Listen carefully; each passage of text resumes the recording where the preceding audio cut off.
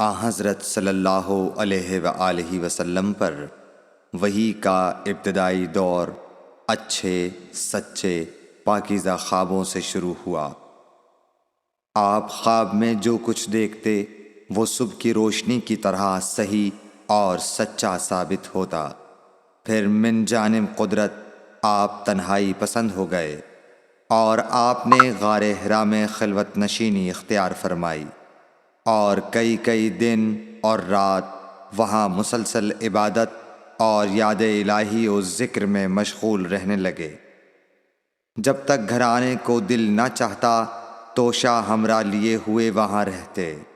توشہ ختم ہونے پر ہی اہلیہ محترمہ حضرت خدیجہ رضی اللہ تعالی عنہا کے پاس تشریف لاتے اور کچھ توشہ ہمراہ لے کر پھر وہاں جا کر خلوت گزین ہو جاتے۔ یہی طریقہ جاری رہا یہاں تک کہ آپ پر حق منکشف ہو گیا اور آپ غار حرا ہی میں قیام پذیر تھے کہ اچانک حضرت جبرائیل علیہ السلام آپ کے پاس حاضر ہوئے اور کہنے لگے کہ اے محمد پڑھو۔ آپ فرماتے ہیں کہ میں نے کہا کہ میں پڑھنا نہیں جانتا۔ آپ صلی اللہ علیہ وسلم فرماتے ہیں کہ فرشتے نے مجھے پکڑ کر اتنے زور سے بھینچا کہ میری طاقت جواب دے گئی۔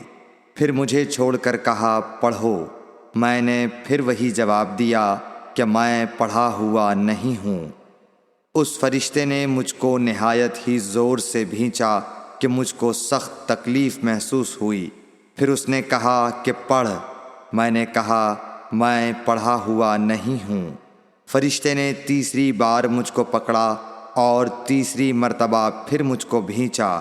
پھر مجھے چھوڑ دیا اور کہنے لگا کہ پڑھو اپنے رب کے نام کی مدد سے جس نے پیدا کیا اور انسان کو خون کی پھٹکی سے بنایا۔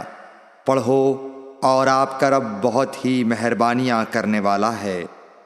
بس یہی آیتیں آپ حضرت جبرائیل علیہ السلام سے سن کر اس حال میں غار حرا سے واپس ہوئے کہ آپ کا دل اس انوکھے واقعے سے کانپ رہا تھا۔ آپ حضرت خدیجہ کے ہاں تشریف لائے اور فرمایا کہ مجھے کمبل اوڑھا دو، مجھے کمبل اوڑھا دو۔ لوگوں نے آپ کو کمبل اوڑھا دیا۔ جب آپ کا ڈر جاتا رہا تو آپ نے اپنی زوجہ محترمہ حضرت خدیجہ رضی اللہ تعالی عنہا کو تفصیل کے ساتھ یہ واقعہ سنایا اور فرمانے لگے کہ مجھ کو اب اپنی جان کا خوف ہو گیا ہے۔ آپ کی اہلیہ محترمہ حضرت خدیجہ رضی اللہ تعالی عنہا نے آپ کی ڈھارس بندھائی اور کہا کہ آپ کا خیال صحیح نہیں ہے۔ اللہ کی قسم آپ کو اللہ کبھی رسوا نہیں کرے گا۔ آپ تو اخلاق فاضلہ کے مالک ہیں۔ آپ تو کنبہ پرور ہیں، بے کسوں کا بوجھ اپنے سر پر رکھتے ہیں، مفلسوں کے لیے آپ کماتے ہیں، مہمان نوازی میں آپ بے مثال ہیں اور مشکل وقت میں آپ امر حق کا ساتھ دیتے ہیں۔ ایسے اوصاف حسنہ والا انسان یوں بے وقت ذلت و خواری کی موت نہیں پا سکتا۔ پھر مزید تسلی کے لیے حضرت خدیجہ رضی اللہ تعالی عنہا آپ کو ورقہ بن نوفل کے پاس لے گئیں جو ان کے چچا زاد بھائی تھے اور زمانہ جاہلیت میں نصرانی مذہب اختیار کر چکے تھے اور عبرانی زبان کے کاتب تھے۔ چنانچہ انجیل کو بھی حسب منشائے خداوندی عبرانی زبان میں لکھا کرتے تھے۔ انجیل سریانی زبان میں نازل ہوئی تھی، پھر اس کا ترجمہ عبرانی زبان میں ہوا۔ ورقہ اسی کو لکھتے تھے۔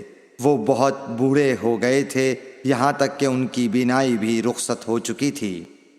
حضرت خدیجہ رضی اللہ تعالی عنہا نے ان کے سامنے آپ کے حالات بیان کیے اور کہا کہ اے چچا زاد بھائی، اپنے بھتیجے محمد صلی اللہ علیہ وسلم کی زبانی ذرا ان کی کیفیت سن لیجئے۔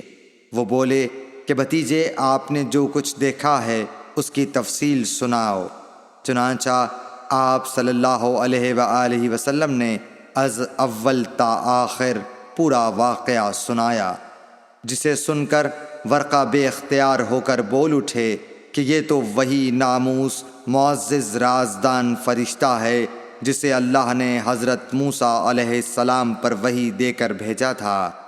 کاش میں آپ کے اس عہد نبوت کے شروع ہونے پر جواں عمر ہوتا، کاش میں اس وقت تک زندہ رہتا جب کہ آپ کی قوم آپ کو اس شہر سے نکال دے گی۔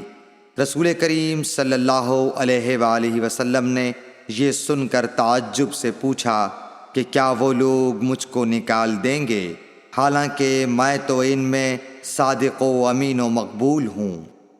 ورقہ بولا، ہاں یہ سب کچھ سچ ہے، مگر جو شخص بھی آپ کی طرح امر حق لے کر آیا لوگ اس کے دشمن ہی ہو گئے ہیں۔